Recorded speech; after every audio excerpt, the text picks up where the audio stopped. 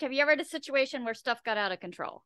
The only time I remember stuff getting really out of control was on the Sepultura tour, Oh my.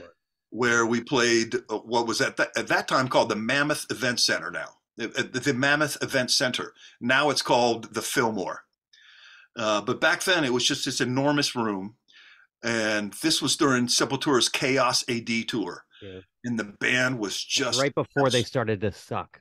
Sorry, did I say that? Sorry. the Anyway, band was absolutely on fire. And a lot of people say, they would say, well, who's better, Slayer or Sepultura? And I can tell you, I've seen Slayer. They're always awesome.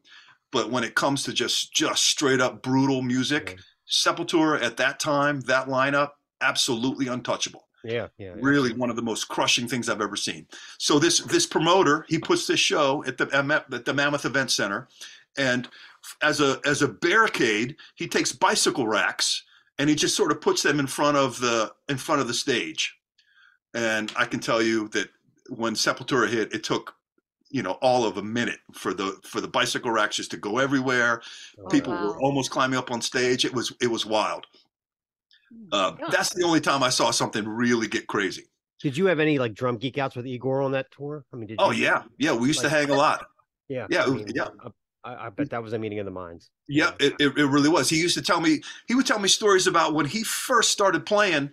He couldn't afford a bass drum, so he just had a floor tom and a snare drum, and that's how he made those beats. Oh my gosh! Yeah. And then when they made their first record, they got an advance, and he went out and bought a drum set that had bass drums, and they showed up at the studio and they put them down there. He'd never played the damn things before. He didn't even know how to play bass drums at that time.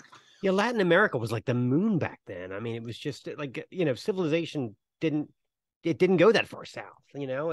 That's hats off to Sepultura for fighting out of that. It's crazy. Absolutely. And the real love and passion for the music, that's really where that came from. Those guys started from a place that would be the most unlikely place for a heavy metal band to come out and eventually be, I think, probably one of the most influential bands of that time. This is the Snaggletooth Rock and Roll Podcast.